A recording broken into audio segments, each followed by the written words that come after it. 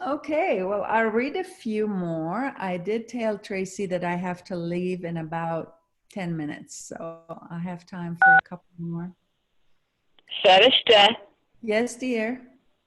can you record that one that you just read? Because it wasn't recorded. Yeah, I can do that another time, and then I'll have Angela attach it to the original recording Very beautiful. because I've already read it twice. Okay. So this is number 79. I'm kind of randomly reading from the last ones translated. Okay. Since the tips of your hair has fallen into the hands of the breeze, the lovelorn heart has doubled over in grief of longing. Since the tips of your hair has fallen into the hands of the breeze, the lovelorn heart has doubled over in grief of longing. Your magical eyes themselves are the knowledge of spells, so much so that it has rendered this prescription useless. What is that black beauty mark within the curl of your hair? The smoky dot that has fallen in the circle of the J. Here I have to explain that imagine this lock of hair curling and the dot beauty mark has fallen in the middle of it, and the letter J in Farsi, it goes like this, has a beginning and then a curl, and it has a dot in the middle. So sometimes when they would take soot and mix it with water to create ink with which to dip the pen, the bamboo pen in to write calligraphy. In order to make the letter J, they have to write it this way, and then they would turn the pen and write it with the side of the pen to make the big circle of the J. And sometimes that dot wouldn't complete, that soot wouldn't completely dissolve, so it would create a dot that could fall. And so he's talking about the outer meaning is the letter J, but the inner meaning of this, I'm imagining he's talking about the Maya, the beauty of the Maya. Generally, hair is Maya, and the smoky dot in the middle is the beloved's beauty and the whole beauty of creation. It could also be the Om point, who knows? Hafiz is very esoteric. The shade of your cedar that has fallen on my body, O breath of Christ, is like the image of a life-giving spirit that has fallen on rotten bones. The shade of your cedar that has fallen on my body, O breath of Christ, is like the image of a life-giving spirit that has fallen on rotten bones. Your fragrant tresses in the heavenly rose garden of Fereshteh. This is known as the garden in heaven, the Fereshteh. Your fragrant tresses in the heavenly garden of Fereshteh is the seductive peacock that has found its way to the bountiful garden of your face. I think here, again, I hesitate to interpret Hafiz. Everyone really has to go deep within their own self. But here I feel like Hafiz is talking about the subtle experiences in the subtle world and the Garden of Eden, the beauties of the Garden of Eden or the inner planes. And the seductive peacock has found its way to the bountiful garden of your face. So eventually the soul finds its path to the real, which is the beloved's face. My heart, desirous of seeing your face, O intimate companion of my soul, is the dust of a road that is beneath the steps of the breeze. The earthbound body of mine cannot rise like the wind. The earthbound body of mine cannot rise like the wind. From your alley, it has fallen hard for you. I should read this again. The earthbound body of mine cannot rise like the wind from your alley. It has fallen hard for you. The one who had nothing but the Kaaba as his place of worship, I saw him taking up residence at the door of the tavern in remembrance of your lips. O beloved soul, this estranged Hafiz has had a pact with your grief from time immemorial. Jai Baba. Maybe time for one more.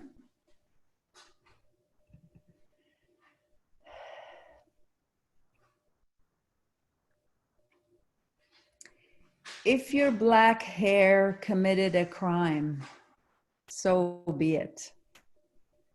If your Hindu beauty mark persecuted us, so be it.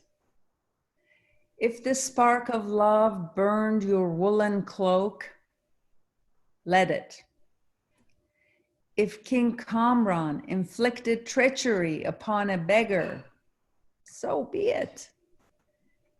If a heart is burdened from the coquettishness of a lover, so be it. If there is drama between a lover and beloved, so be it. On the inner path, there is no room for hurt feelings. Bring the wine instead.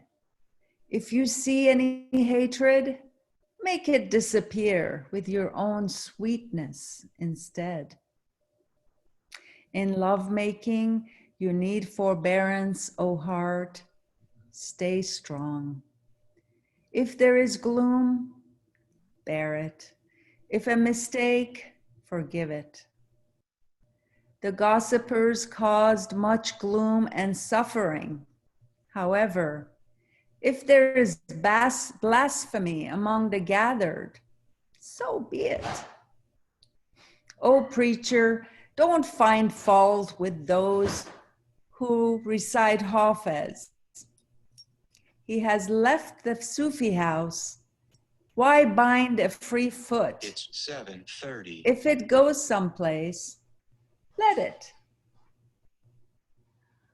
O preacher, don't find fault with those who recite Hafiz. He has left the Sufi house. Why bind a free foot? If it goes someplace, let it. Jai Baba, it's so fun to read for you guys. Thank you so much. That was delightful. Look forward to hearing more. Yes. You are our personal representative. Oh, Okay, one more. Mm.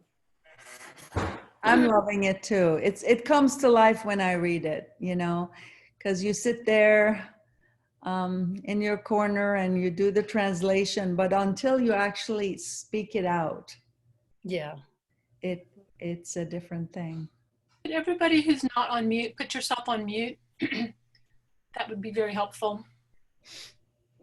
Actually, the noise is here. Hubby is making dinner. Oh, is that from you?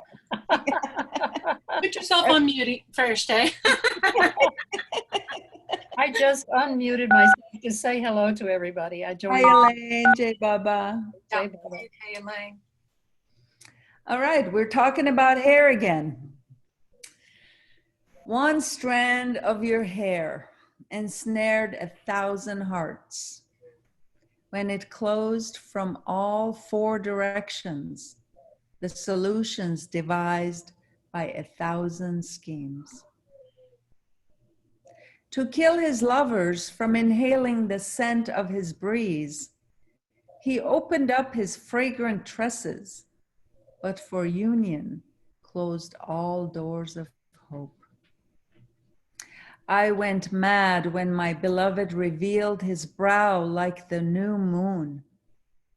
shined gloriously for a moment, and then hid himself from view. So see how many different colors of wine the Saki has poured into the cup. See the beautiful patterns he has painted on the jug. Oh God, what error did the jug commit that the blood of the vessel choked the bottle with its gurgling songs and constricted its throat? I have to say something about this line. I love it so much. This is both the allusion to the jug of wine, which has a constricted neck, and the blood being the wine gurgling up. So he says, what error did the jug commit that the blood of the vessel choked the bottle with its gurgling songs and constricted its throat? I think here Hafiz might be talking about the ecstasy of bliss and choking the bottle so that nothing comes out, so you can't speak about it. When the wise man saw through the deceit of the world, he gave up his struggles and shut the door on bantering or idle chatter. What kind of song did the minstrel play to make the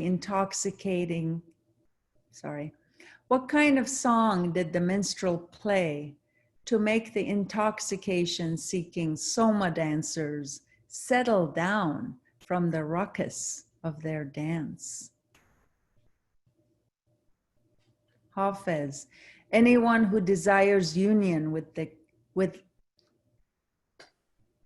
Hafiz, anyone who desires union without loving is like the one who goes around the Kaaba without proper ablutions. Jai Meher Baba. So much, Fereshteh. My apologies for stumbling and reading, but hopefully we get a little whiff of Hafiz's incredible penetration into the heart of the matter. Absolutely. Yeah. Your translations are always so lovely. Really enjoy them so much. You're clearly called to do that. Yeah.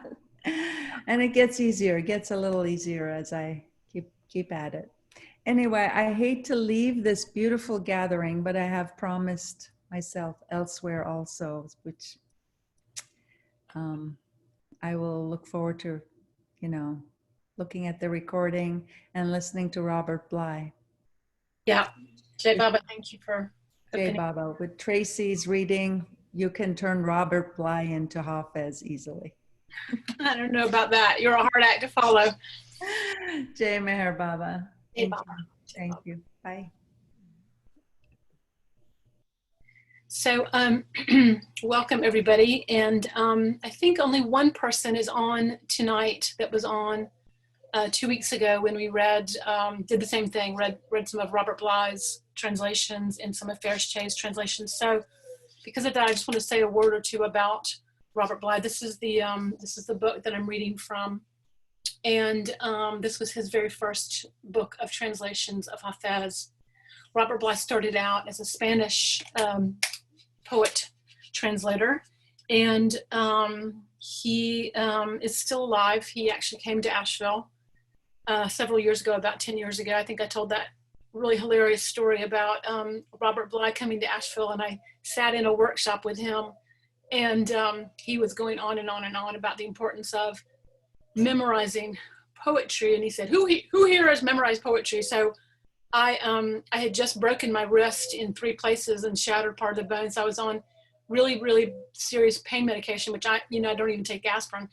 And so I couldn't really even remember my name, but I was there at the poetry workshop.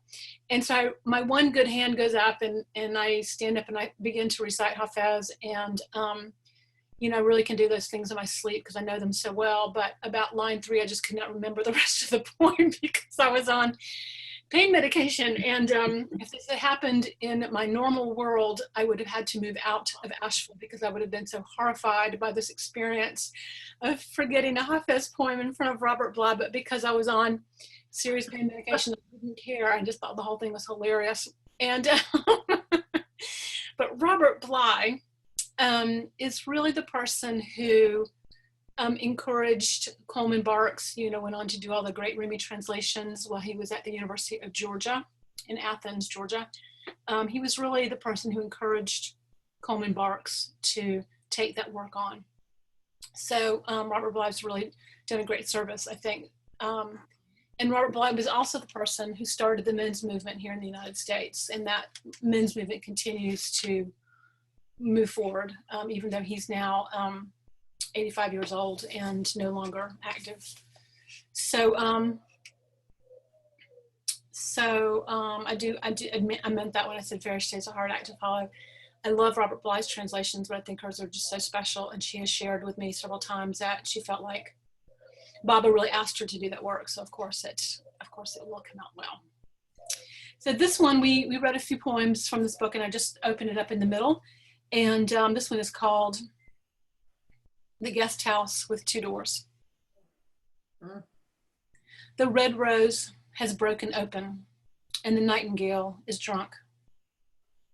You Sufis who love each moment freed from time, this amounts to a call to joy.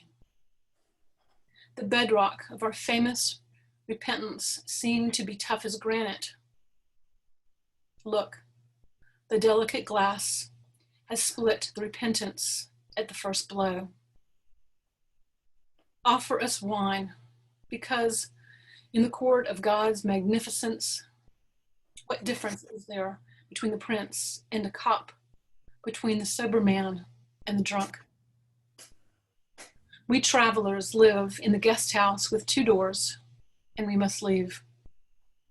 Who cares if your life goes on underneath a big dome or a small one? The waiting station of pleasure and delight always includes suffering. In pre-eternity, our souls all bound themselves to that tragedy. Don't allow your inward being to be hurt by what you have or have not. Be glad, because every perfect thing is on its way to non-existence. Solomon's magnificence, his horse of wind, his grasp of bird language, the good man got nothing from these. All of them were blown away in the wind. Don't veer off your course, lifted by the wings and feathers of glory, because the arrow that flies up stays there a moment and at last comes back to earth. Now, Hafiz, how can the tongue hidden in your pen ever give thanks enough for the way people pass on your poems from hand to hand? Oh, sorry, I read that last line wrong. Pass your poems from hand to hand. Now, Hafiz, how can the tongue hidden in your pen ever give thanks enough for the way people pass your poems from hand to hand?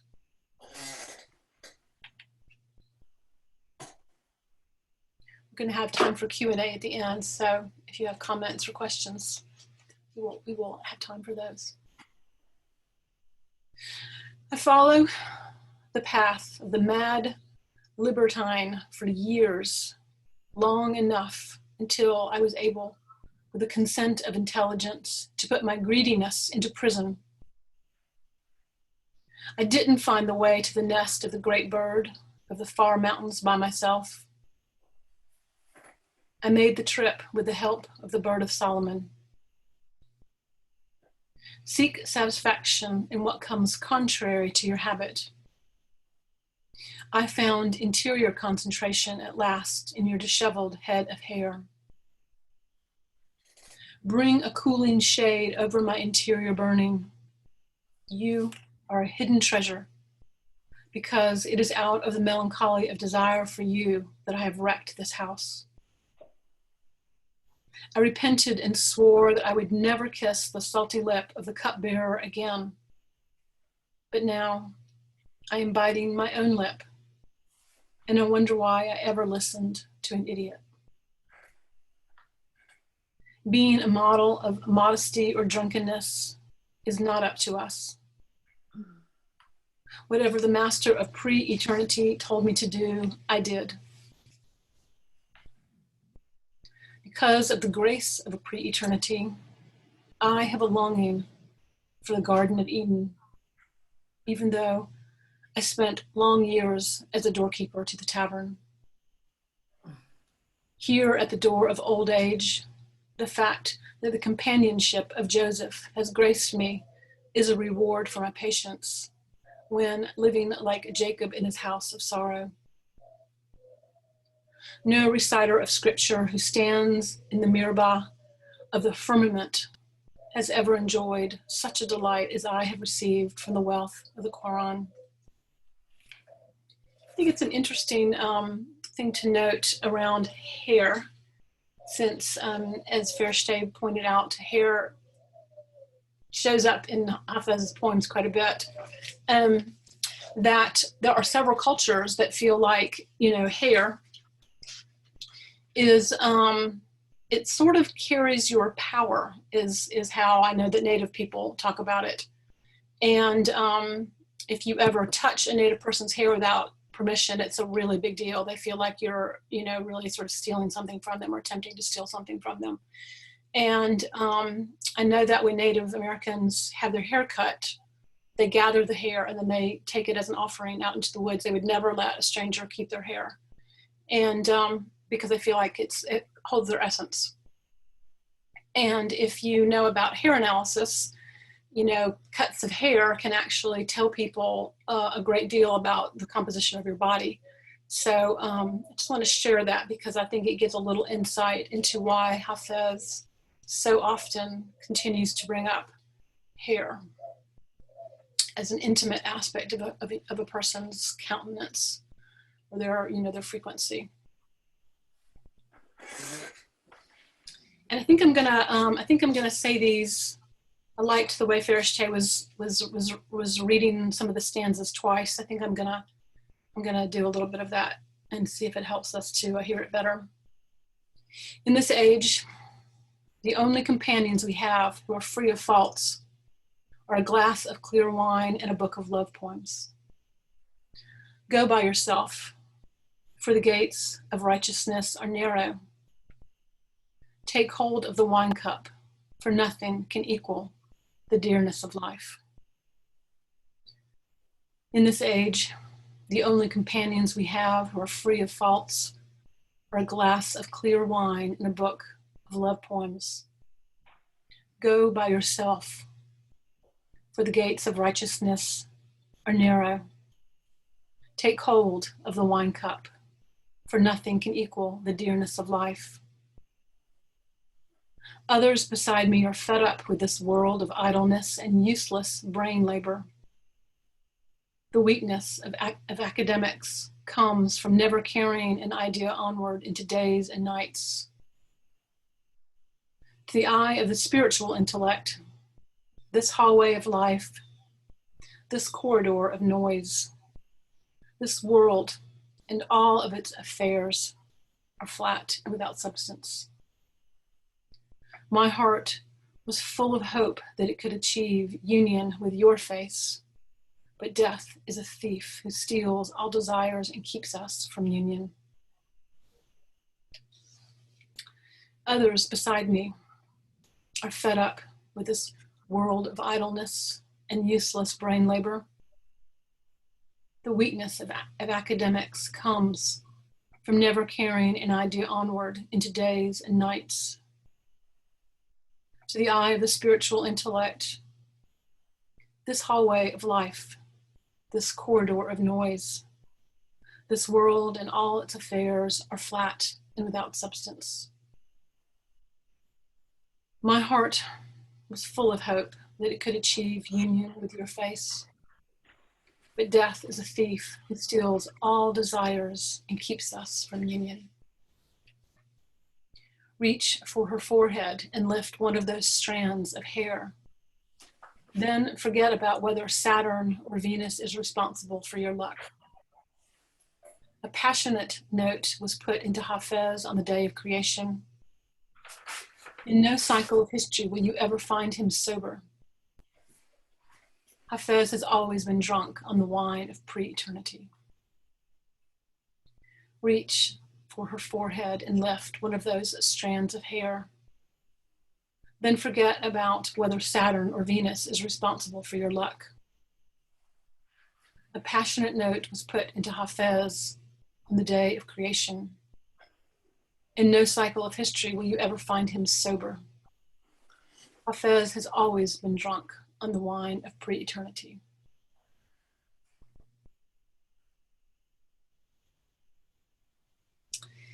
The garden is breathing out the air of paradise today. I can sense myself and this lively wine and this friend whose nature approaches the divine. It's all right if the beggar claims to be a king today. His tent is a shadow thrown by a cloud. His banqueting hall is a newly sown field. Paradise is here in the simple tale that the May meadows tell. The wise person lets the future and its profits go and accepts the cash now. Please don't imagine that your enemy will ever be faithful to you. The candle the hermit lights will always flutter out in the worldly church. Make your soul strong then by letting it drink the secret wine. This rotten world has its own plans to press our dusts into bricks. The garden is breathing out the air of paradise today. I can sense myself in this lively wine, in this friend whose nature approaches the divine. It's all right if the beggar claims to be a king today. His tent is a shadow thrown by a cloud. His banqueting hall is a newly sown field. Paradise is here in the simple tale that the May meadow tells. The wise person lets the future and its profits go and accepts the cash now. Please don't imagine that your enemy will ever be faithful to you. The candle, the hermit lights, will always flutter out in the worldly church. Make your soul strong then by letting it drink the secret wine. This rotten world has its own plans to press our dust into bricks. My life is a black book. But don't rebuke a drinker like me too much. No human being can ever read the words written on his own forehead. When Hafez's coffin comes by, it will be all right to follow behind. Although he is a captive of sin, he is on his way to the garden. My life is a black book, but don't rebuke a drinker like me too much. No human can ever read the words written on his own forehead. When Hafez's coffin comes by, it'll be all right to follow behind. Although he's a captain of sin, he is on his way to the garden. There is a lovely 3-page commentary here on Hafiz. Would you like me to read it, or shall I continue just reading poems?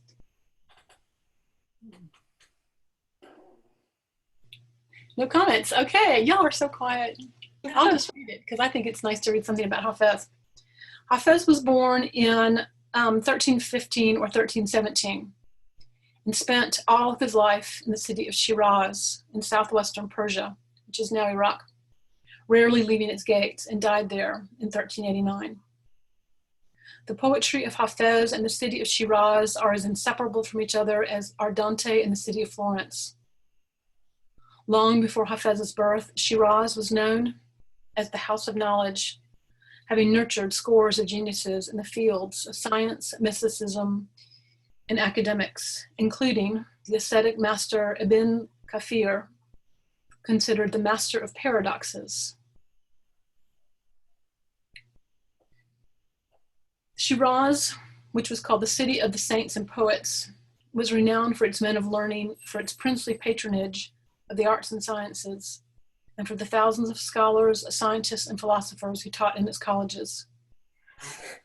In addition to the scholarly Gnostics, elegant ascetics, and Sufi saints who made Shiraz a holy city, is also contained in its walls spacious gardens, pleasances, now I've never seen that word, and parks, promenades, and houses of pleasure, brothels and taverns, all of which Hafiz celebrated in a number of ghazals. Some of the greatest Persian Sufi poets of the 14th century flourished contemporaneously with Hafiz. Hafiz was not on friendly terms with any of these poets, although he conducted lively poetic exchange with all of them. Another important contemporary master lyrical poet who lived in Tabriz during this period was Solomon Savige, whose ghazals sometimes parallel those of Hafiz so closely that it's clear they imitated and followed each other's poetry.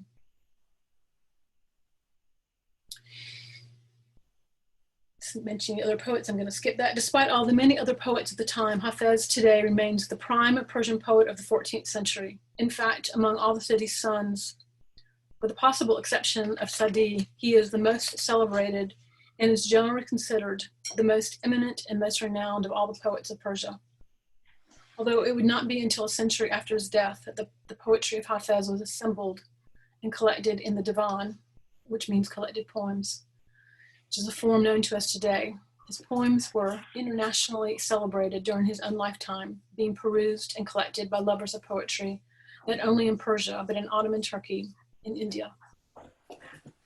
For several hundred years after his death, taste for his poetry was cultivated more in India and in the Ottoman world than in Persia.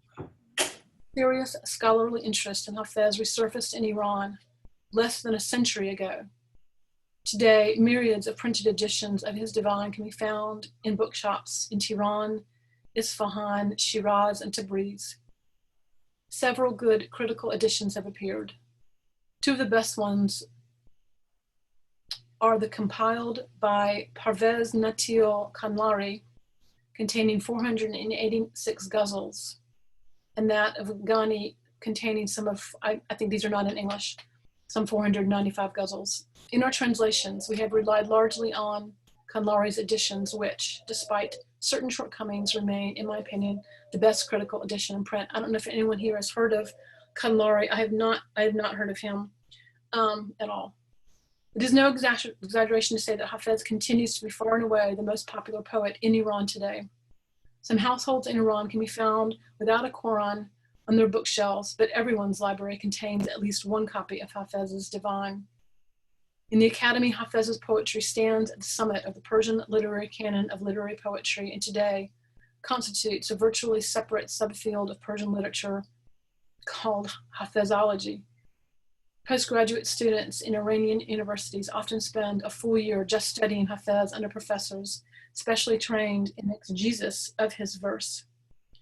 In Persian, the bibliography of books, monographs, learned articles, and commentaries on Hafiz's life and verse and vast grow every year. I want to share a story with you that happened at the center.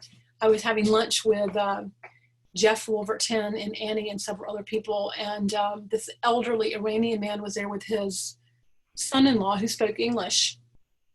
And he said, my father-in-law would like to read some Hafiz to you all.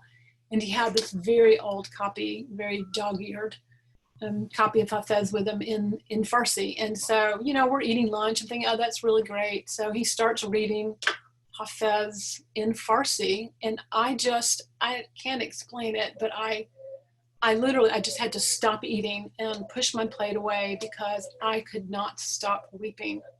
How beautiful, and just how much you could feel from those words, even though I don't speak a word of Farsi. Just there's something about hearing poetry in its original language. I think especially a poet like Hafiz that really translated into the room. And so I'm so glad that Fereshteh has sometimes shared with us the work in the original language, and we will for sure get her to do that again. So I think that was a little more scholarly than I thought that little treatise was going to be. I thought it would be a little juicier. So anyway, we have a few minutes for comments if you want to unmute your mic or to ask questions. Yeah, I have a little short comment to add to what you just said. I've had that same experience with Urdu. Mm. And it happened to me in listening to Baba's ghazals being sung by the women Mandali. And it happened on Mara's porch, just after Mara had passed, as a matter of fact. And Katie was reading, she had a little tiny book about this big, like a pamphlet size, but hardbound on the outside. And she would turn page after page and she would sing these ghazals. And they were Baba's ghazals in Urdu. And as a singer at Mehrabad, I had learned one or two ghazals, but I didn't realize there was this whole this huge field of them. And as I listened to them that very first time, sitting there up on that stone step that leads to the second floor, the veranda, and I just about fell off the listening to it. It's like I didn't have to understand the words. It just went right through me. Amazing how that happens, isn't it? It is. It's just, you can't really explain it because it's not, it doesn't go through your brain at all, but it has a power. Yeah. It carries the vibration of the meaning. It's a vibrational thing. And it's an experience I didn't know even existed until it happened to me. I totally understand what you're talking about. Yeah. I love those stories. I've worked with Native people for years, so it's often my reference point. I apologize, but I love hearing the Native American elders talk about communicating with animals, because obviously the animal is not speaking English, right? It's not speaking Navajo. It's not speaking Hopi. It's not speaking a language. It's just communicating without words. Similar to the way Baba, I think, to this day, communicates with us.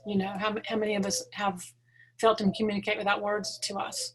Something so significant and so life-changing. And so when I think about how real all of that is, it helps me to understand, how it's possible for us to have these deep experiences with words that we have no idea what they mean. Yes. And yet, someone has to be able to speak them. Right. To put out that vibration, to put it out there. Yeah. But the thing is, you can receive it without planning to. Even, it just can happen. Yeah. You can't plan for it to happen either. I don't think. It certainly didn't by me. Right. It reminds me, I had an adopted mother. She was Dutch. And I just recently spoke to, I forget his name, begins with an N, I want to say Nashwan, in New Jersey. He has the list of the people who came to hear Baba in 1939, and prior to that, there were lists kept of the people who came for Darshan, but after that, they did not keep lists. So because I'm rather sure my adopted mother met Meher Baba, because she went to India several times to sit with masters, but she never talked about it when I met her. And I didn't know Meher Baba when I met her, and then she died in 1987, but she told me a really great story that she was Dutch. And they did a lot of work. In Europe is where a lot of the work happened after World War II around frequency, scientific research around frequency. And so she was working with a scientist who was studying the frequency of people's bodies, and he asked a monk to come and pray. And they were measuring the frequency of the monk's prayer, and the frequency just got larger and larger and larger as he prayed. And then all of a sudden the frequency dropped completely back to his body. and the frequency just stayed by his body. And this went on for 20 minutes, that the frequency just stayed, dropped, and stayed close to the monk's body. And so finally, my adoptive mother, Hosanna, said, well, you can open your eyes now. You stopped praying 20 minutes ago. And that monk sort of was startled by this, you know, that they could actually read whether he was praying or not. And, you know, those kind of things are such a confirmation that what we think, what we feel, what we say in our heads, what, you know, all that stuff is somehow felt. So, yeah. Yes. I know we all know, but sometimes it's nice to be reminded because sometimes it's easy to forget. Yes. Yeah. Yes, I agree. Yeah. Thank you for that commentary. Sure. Ken, it's nice to see you. I've never seen you on this call before. Ooh, What is the call? I just Wake up, Ken. which Ken? I was doing another Zoom with a friend, a novelist was having a Zoom, and I said, well, I wonder if anything's happening at the Circle Zoom. Oh yeah, actually I meant Ken. I didn't see you there, Ken. And Ah. I meant Ken Blackman. I didn't even see you. Ah. You must have just come on. Welcome. Yeah, good to see you too. Yeah. Yeah, we have two Kens. Ken Blackman. I've never seen you on this call, so glad that you're here. Nice to be Okay. here. Thank you. Hi, Hi, Elaine. Ken. Hello. Hello, everyone. Yeah. In this time of COVID, stay at home. It's interesting to see people I haven't seen in months. I know, isn't that funny? We live around the corner from each other, but we have to get on Zoom to see each other. Yeah. Yeah. Any more comments or questions or anything Tracey? about Hafiz or what we've read tonight? Tracy? Yes, dear. What is Robert Bly's method in translating Hafiz? I'll tell you right here. It says that he worked with a research associate in esotericism who worked at the Islam Department of Academic Research, a man named Dr. Leonard Lewison. So Dr. Lewison is a fellow in Persian, in Iranian culture, and I believe that he was the one who, you know, really took some of the original translations and worked them with Robert Bly. So, you know, as it often happens with poetry, you've got somebody, I know that Laurent Weisberger has been trying to do some translations of Hafiz, and so he doesn't speak Farsi, but he has a Farsi speaking friend. So the way that works is she does the physical translation, she gives it to Laurent. He really tries to mold it into a poem worthy of listening to, because we've all read terrible translations of Hafiz that had no poetic spirit to them whatsoever, and they're just painful. Yeah. I'm sure that's how he did it, and went back and forth with, you know, and then gave it back to Dr. Lewison and said, is this accurate? You know, have I bastardized these words, or am I true to the meaning? And then I'm sure they would do a lot of back and forth, because I know that's how Laurent did it with I forget her name, but she's one of the caretakers at the center. I'm sure y'all know who I'm talking about. Mm-hmm. That lovely young girl. Yeah. Right. Did them with her. So I'm sure that's how that happened.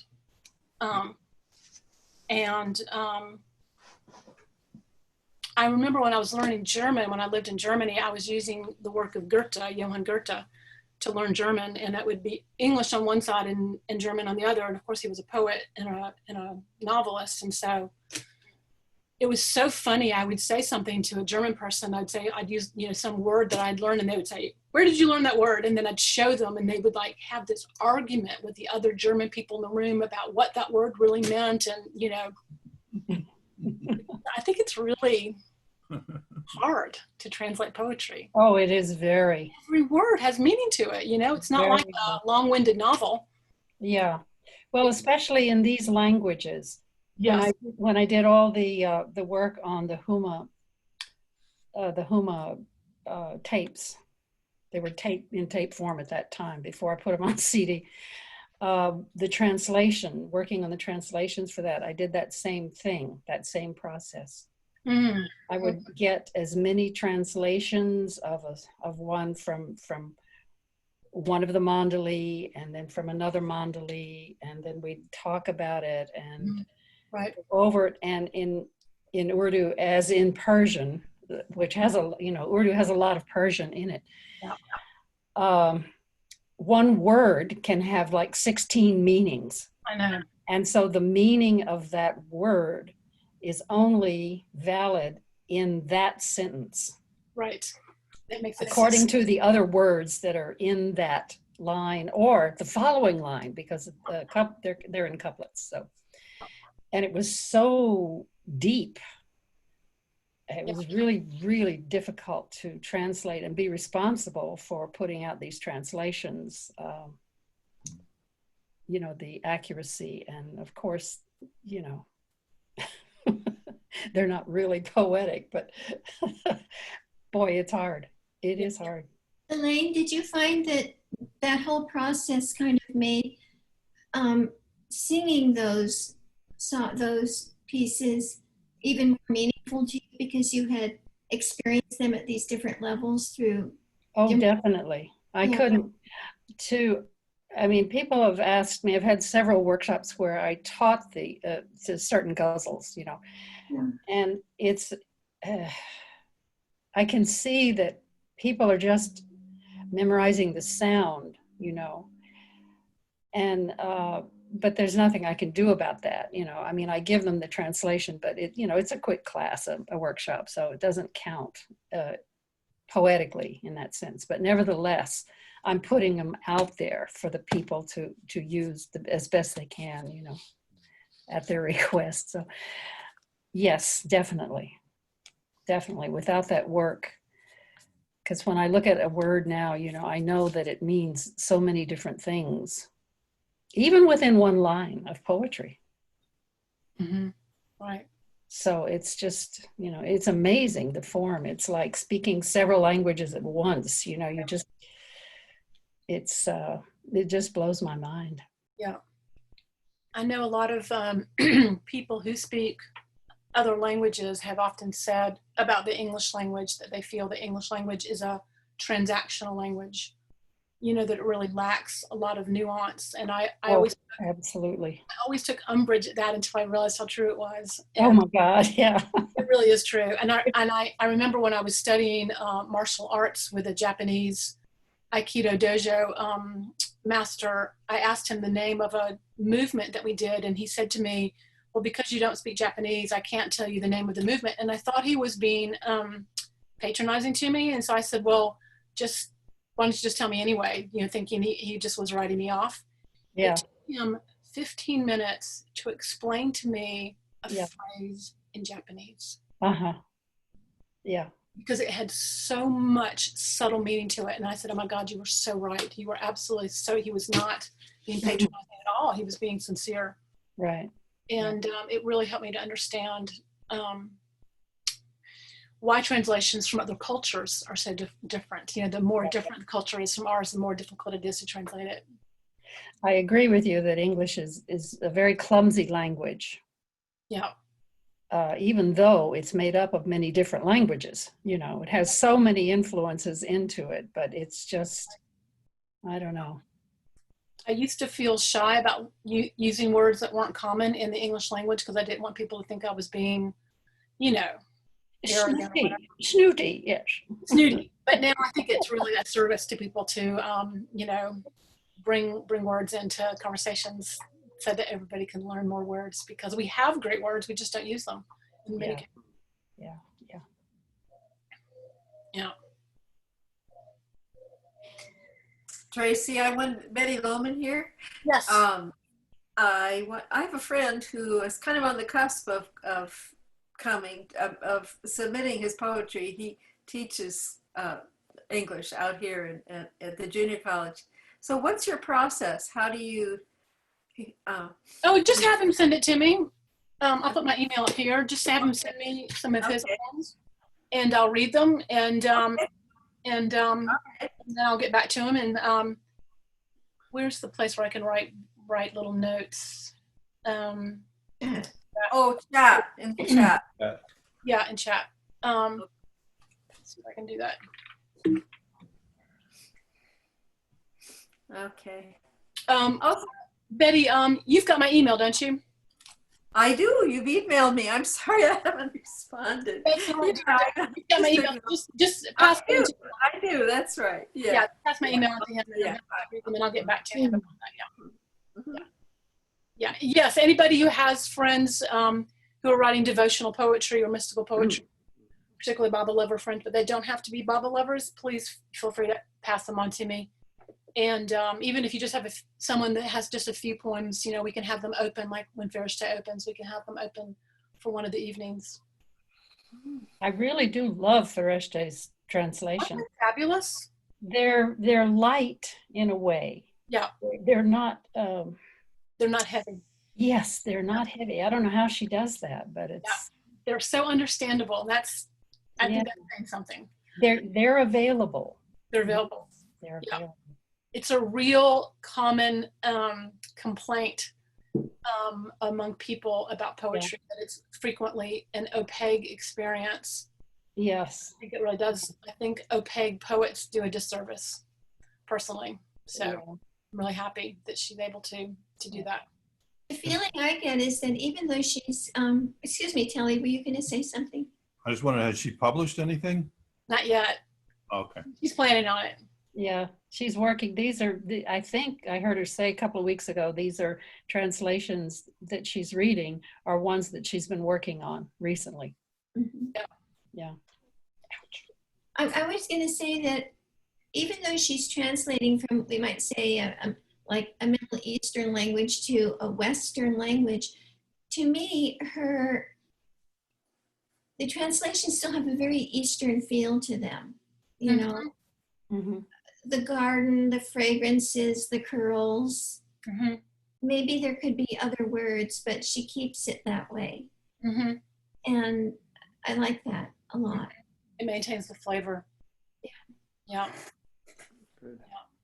Well, it's very handy being Persian. Yeah. Very handy. Not meaning to make light of it, because I think she does a great job, really. She's fluent in both languages, and it's a rare gift. Yes. Yeah. Lightness. Yeah. She's lighthearted and fun-loving, and Yes. has great gusto for life, and it, you know, yeah. Good point. Yeah, a really good point. Okay, well, I have to run off. I haven't eaten yet. Yeah, it's late. Jay Bob, everyone, thank you for coming, and Hey, Baba. we will be meeting next week. Thank Okay, you. Bob, I hope I make it in time next week. Me too. I hope I make it in time. Jai Baba. Jay Bob.